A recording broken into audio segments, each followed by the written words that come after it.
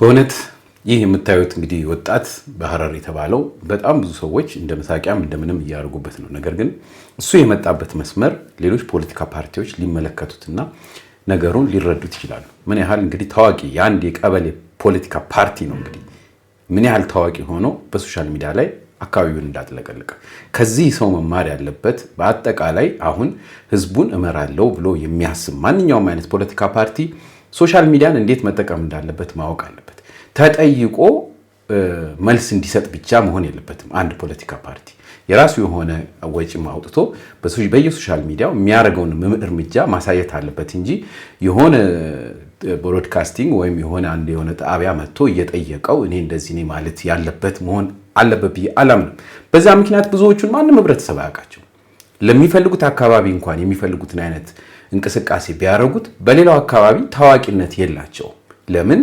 በጊዜው በአሁኑ ሰዓት ህብረተሰቡ በሚጠቀመው ሶሻል ሚዲያ ላይ ምንም አይነት እይታ ስለሌላቸው ማለት ነው። አንዳንድ ፖለቲካ ፓርቲዎች በብዛት ሶሻል ሚዲያን ማለት እንደ የሆነ የተናቀ ቦታ አድርገው የሚያስቡ ራስን ዝቅ ማድረጊያ አድርገው ያስባል። ይሄ በድሮ ሰዎች ያለ አመለካከት ነው። በእውነት ሶሻል ሚዲያ ዛሬ ጊዜ መነጋገሪያ ነው። የተበላሸ ጉዳይ ያለበት የሶሻል ሚዲያ ምክንያት ለምንድን ነው?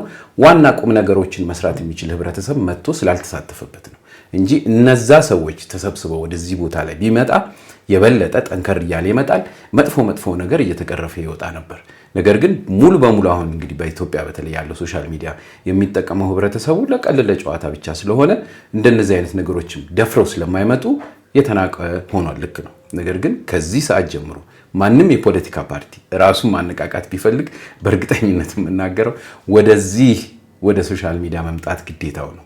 ምንም አይነት የሚተማመንበት ከሆነ ምንም አይነት ሌላ አይነት አእምሮ ከሌለው እዚህ ቦታ ላይ መጥቶ ህዝቡን መቀስቀስ በደንብ ይችልበታል ብዬ አምናለሁ።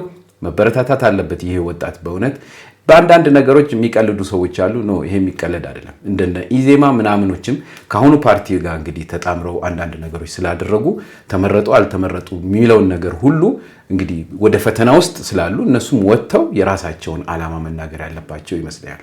በሌላም ሀገር ላይ ቢሆን ግን ማወቅ ያለብን ማንኛውም ፓርቲ ሲያሸንፍ ሌላውን ፓርቲ ገርስሶ ጥሎ አመድ አድርጎ አያስተኛውም።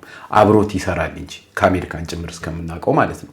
ስለዚህ አንድ ፓርቲ የሆነ ሌላ ዋና ወይም ገዢ ፓርቲ ውስጥ ገብቶ ስለሰራ ያ ፓርቲ መናቅ አለበት ወይም መጠላት አለበት ብዬ አላምንም።